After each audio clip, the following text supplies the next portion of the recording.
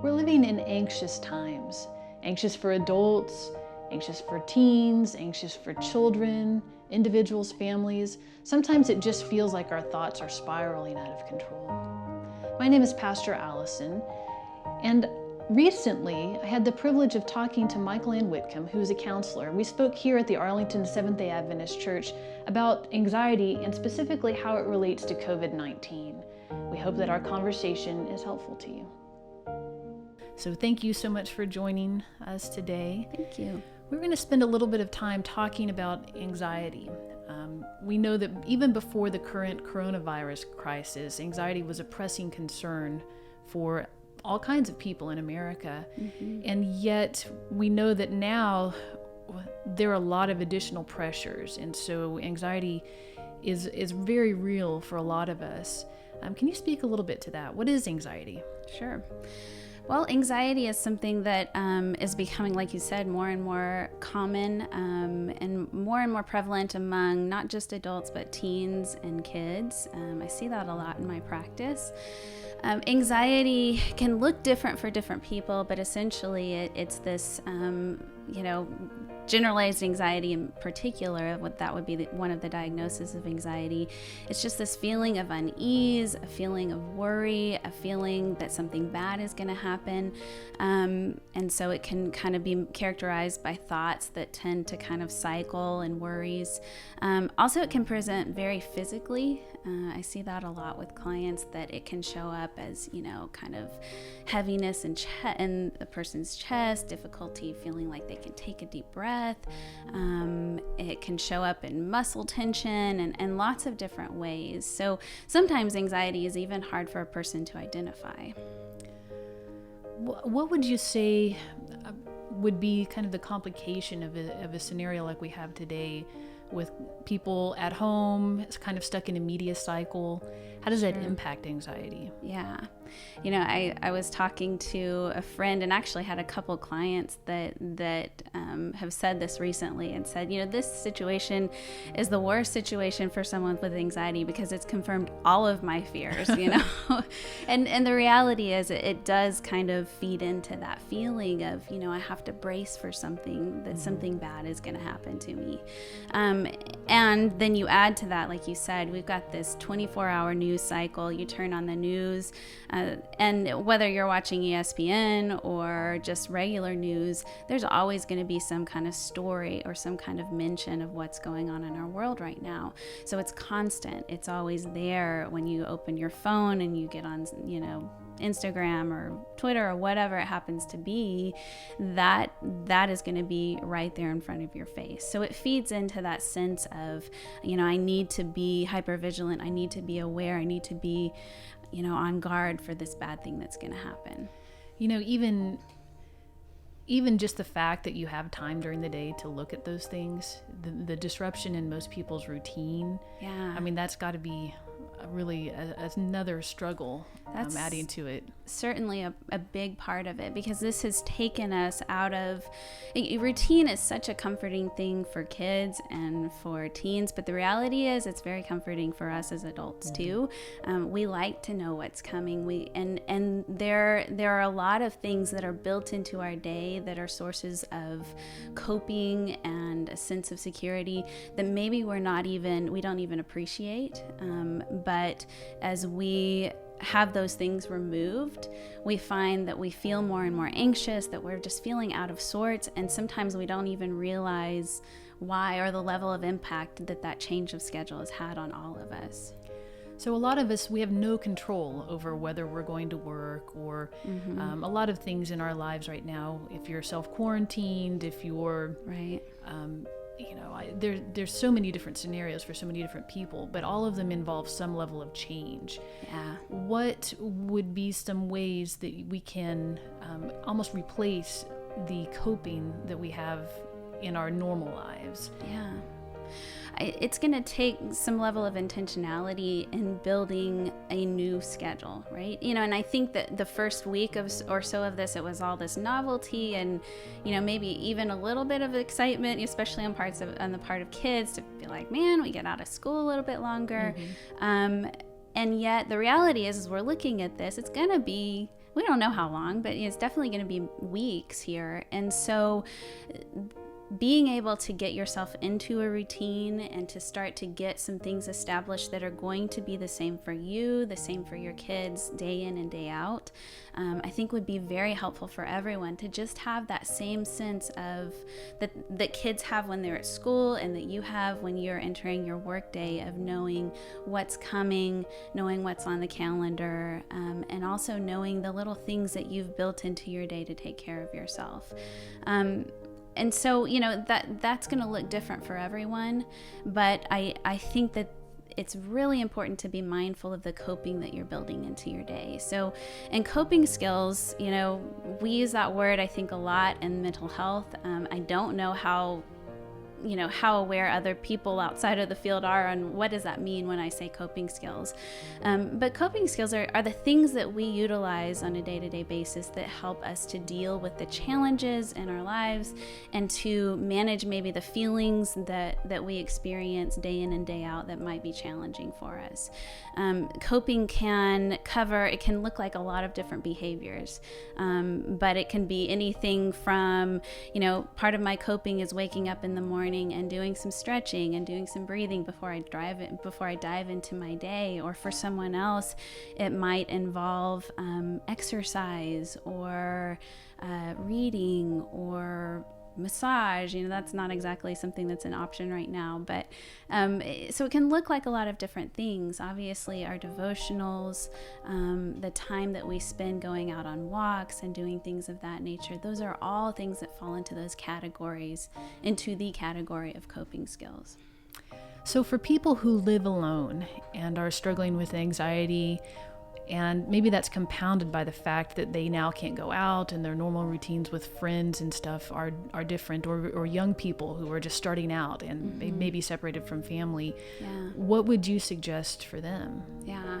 So the reality is that isolation and anxiety are really not good combinations, right? Because there's so much value in being able to, when I'm having anxious thoughts, one of my coping skills may be to be able to talk to someone that I'm close to and say, hey, my thoughts are telling me all of these things, can I check this against you? Can I talk this through with you? So then finding that, because of this current situation, you're kind of cut off from that ability to sit physically with that person and do that. That's really hard.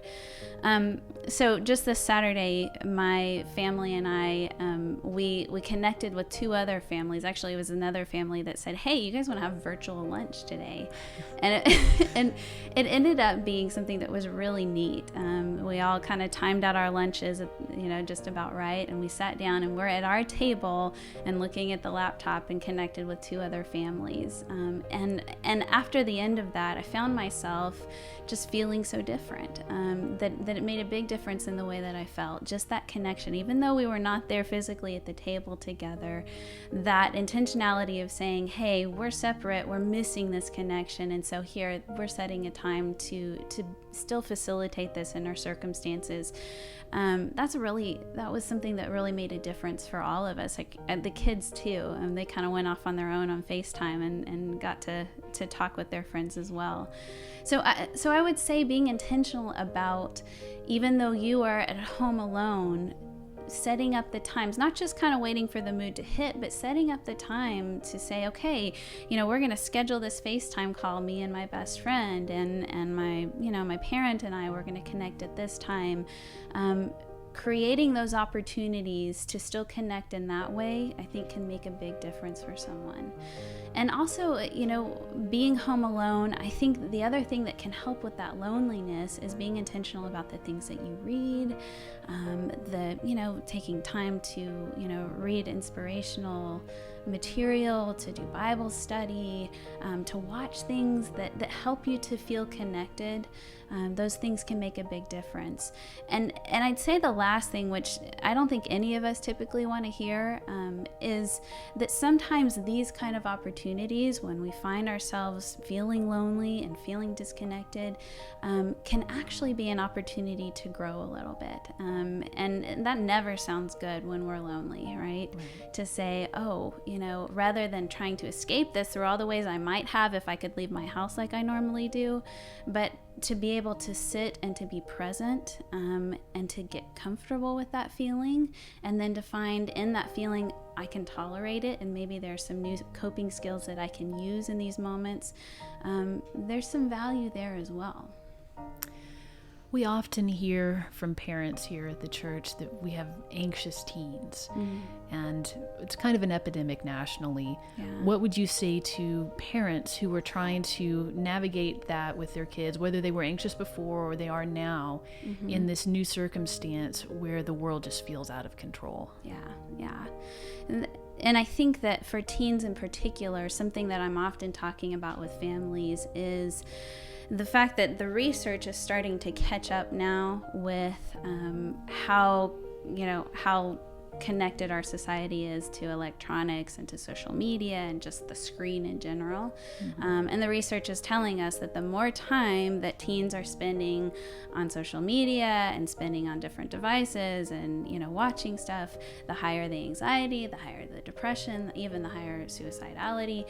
And so what it's telling us is that those things without balance are really harmful, and they can definitely contribute to anxiety.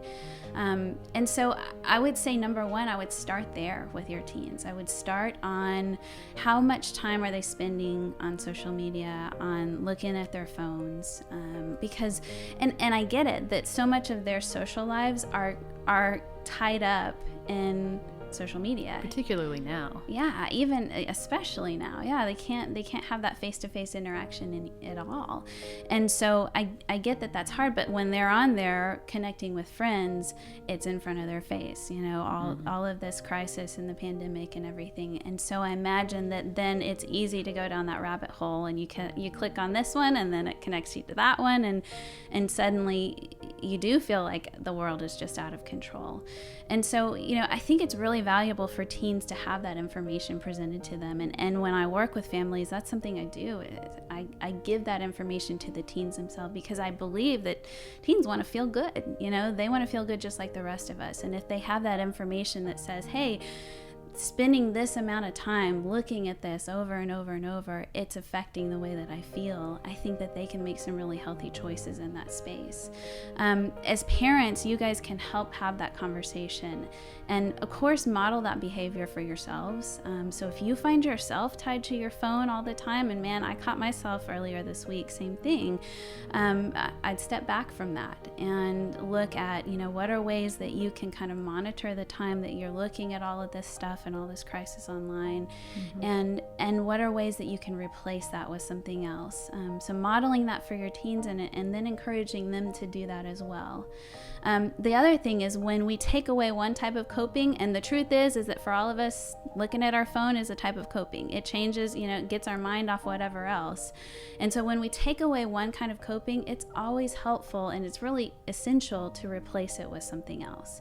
And sometimes not just with one thing, but like 4 or 5 things. So having that conversation with your teenagers of, okay, so you find yourself feeling really anxious when you're looking at this. So let's step back from that, and what are you going to do instead? What are you going to put in its place that can help change the way you feel? I'd say increasing your exercise, like ×2 at this point in time, would be really helpful for them. Time outside, time connected, reading, artistic endeavors, all of those things can be ways that they're intentional about replacing that time. I'd say the other thing with anxiety too that can be helpful, and you can talk your kids through, is helping them to understand that when to recognize the feeling. And sometimes we struggle to recognize that feeling in the moment. But as they kind of understand, hey, when you maybe feel kind of that, teens describe it lots of times as like this tingly out of body feeling, I feel disconnected, or my heart starts to kind of beat heavily, or I just have this like sense of impending doom kind of feeling. There's lots of ways that it can present, but recognizing it in that moment and naming it for yourself. Okay, I'm feeling anxious right now. That's what this feeling is. That's really important. And then going on to ask the question of why. Why is it that I'm feeling this way? Well, okay, all this stuff that I've been looking at right now is kind of causing me to just feel a little bit out of control. It makes sense that I'm feeling this way. There's a lot of power in that, of acknowledging the feeling and then telling yourself, it's okay that I'm feeling this way, and it makes sense. And then thirdly, then it's looking at, okay, what can I control right now? What are things that I can do that can kind of help to make me feel a little bit more grounded right now and start to change this feeling that I'm having? So what about parents who have younger kids? What would you suggest as a means of just kind of explaining to them what's going on without making it too fearful? Because they need to be careful. I mean, we need to be washing hands and things, right, and staying away from others. But at the same time, you don't want to impart a fear in them that they didn't have before. We don't want a bunch of kids coming out of this with OCD or anything like that. Sure. Yeah, I think a lot of that is going to depend on the age of your child. Your littlest ones, you just change their routine. Change the routine of, we're going to be washing our hands more, and this is what we do before we do this and before we do that, because they're too little to understand all of this. I'd say for your younger kids that are more, kind of around that age of 5, 6, kindergarten, first grade, they're able to understand a little bit more. The thing to be careful about with that age is that the kids that age are just starting to get to the age to be able to understand, and they're not quite there yet, but understand things in terms of likelihoods and percentages, right? And lots of times at that age, if a kid believes that is told that something could happen, that translates in their little minds to this will happen. And so just using care of being able to talk with them and give them basic information, but not giving them too much information. And just kind of explaining it in terms that they can understand, and focusing much more on the plan than on the fear and on the risk, right? So helping them to understand this is happening, and so these are the ways that we're going to be careful, and these are the ways that we're going to take care of this, and also being able to explain to them it's not always going to be this way, but it's this way for a while. So we always wash our hands, but we're going to wash our hands a little bit more because this helps. I have a little bit older kids, and we talked a little bit more with them about what's going on and explained about this virus. And we were able to explain to them, which is true, that this virus poses less risk to kids. Kids, their little bodies are able, it sounds like, to kind of cope with it, and often don't have a lot of symptoms.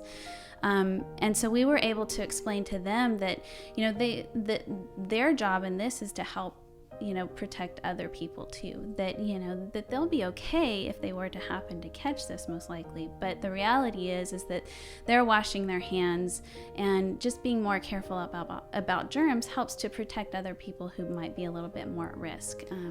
So focusing on the things that they can do. So maybe that is helpful when they start to be fearful about grandparents or even their parents. They know that maybe I'm safe. Yes. But you can help other people to be safe. Yes. By engaging in these activities. And the reality is, with anxiety, that's always a helpful tactic. Is, if I focus on the fear, man, that's the thing that's going to feel big and huge. But if instead I focus on, these are the things that I can do, and these are the things that are within my control, suddenly that frame is very shifted for that child. And so I would focus a lot more, less on the risk and more on what's the plan, and these are the things that you can do to help. Also with kids that age, and even with teens, and for us as adults, this is helpful. Other ways to focus on ways that we can help our community, our families, bigger picture in this can help to really reduce that sense of anxiety and that fear as well. Can we write a note, and send it to, a retirement home, or can we just help deliver groceries as long as we're not fully locked down to a neighbor?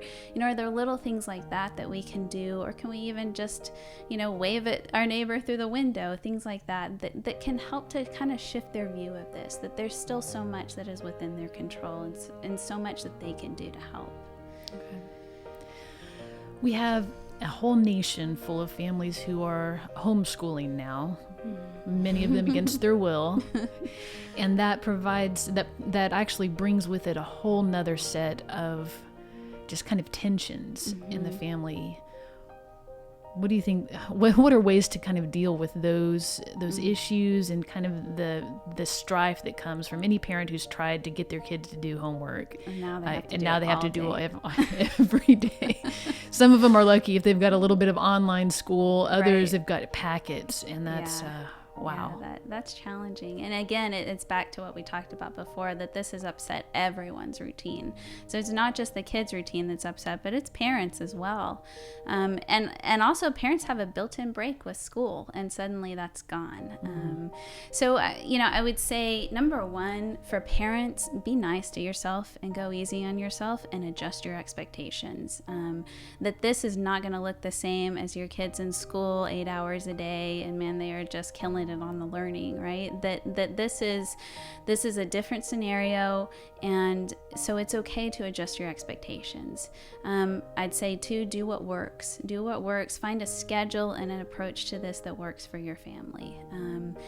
I would say 3, have breaks for yourself and breaks for your kids. So, set a time of day that they're going to work and they're going to hammer out some work, and then have that reward of you get free time and I get free time after that. And then maybe we come back and we do another chunk of work. And that way, one, it models for your kids what a healthy work ethic looks like, and helps your kids understand how to take on big tasks. Looking at a whole day of school laid out in front of them like this is something they're not used to, because when they're at school, they take it subject by subject. Teacher introduces each thing as they go along, and now suddenly they've got a packet, or they've got this huge to-do list on Google Classroom in front of them, and they're overwhelmed by it. So you can help to set it up in a way that you're helping them to understand how we tackle big tasks. We take it a chunk at a time, do a little bit of work, a little bit of time, a little bit of work, a little bit of time. And I think that that's also very essential to parents as they're trying to approach this. And then lastly, I would say, make sure, parents, that you're taking care of yourself, and that you are not hard on yourself when you just have a really rough day, because you're going to have a really rough day. It's going to happen. Yeah, for sure. One other thing, kind of looking at the anxiety piece in general, there's a workbook that I use often with my kids, kind of younger kids, but teens. And honestly, I use this illustration with adults all the time as well. And the book is called What to Do When You Worry Too Much. But it uses this illustration at the very start where it says that anxiety is like a tomato plant. And, everybody kind of gets a kick out of that. Like, I don't see the connection here. But the idea is that, when we decide we want to grow tomatoes, we plant the seed, we cover it in soil, maybe plant food, water, sunshine, starts to grow, and we have to go out there and tend to it every day, right? We have to make sure that it's taken care of, that it doesn't have bugs on it, that there's nothing eating at it. We got to protect it. It takes work and time and attending to that tomato plant to make it grow. But eventually you get it. If anyone has ever had a well-producing tomato plant, you have tomatoes coming out of your ears. They're everywhere. And the book compares that process to anxiety, because the reality is things that we spend time on and that we attend to and that we cultivate grow, and we start to have more and more of it. And anxiety works in that way, that the more time that we spend on anxiety, that we spend in those fears, that we let ourselves think more and more about the what ifs, it grows. And I don't know, for anyone who's had anxiety, they can connect with that feeling of recognizing, if I engage in that thought process over and over and over, and I let my thoughts go on to the what ifs and the next and the next, it takes over. And so then the question becomes, what do I want to spend my time on? Because what is it that I do want to grow in my life? What do I want to get bigger in my world? Is it these fears and this anxiety, or what is it? Is it my belief in God and that He's in control? Is it my connection with family? Is it these artistic endeavors that I'd like to pursue? So I think that that's a great illustration to help people to kind of understand that where we put our time and attention and thoughts is what's going to grow. Thank you so very much. That's been very, very helpful. If you have any other questions, anything that you'd like us to kind of just touch base on, You can put questions in at Facebook, and I think there'll be some places in the comment section, and we'll get back to them. And until then, just take care of yourselves, and we'll see you. Thank you so very much for being with us today. Your information is so helpful, and I think our families are really going to benefit from it. Thank you for having me.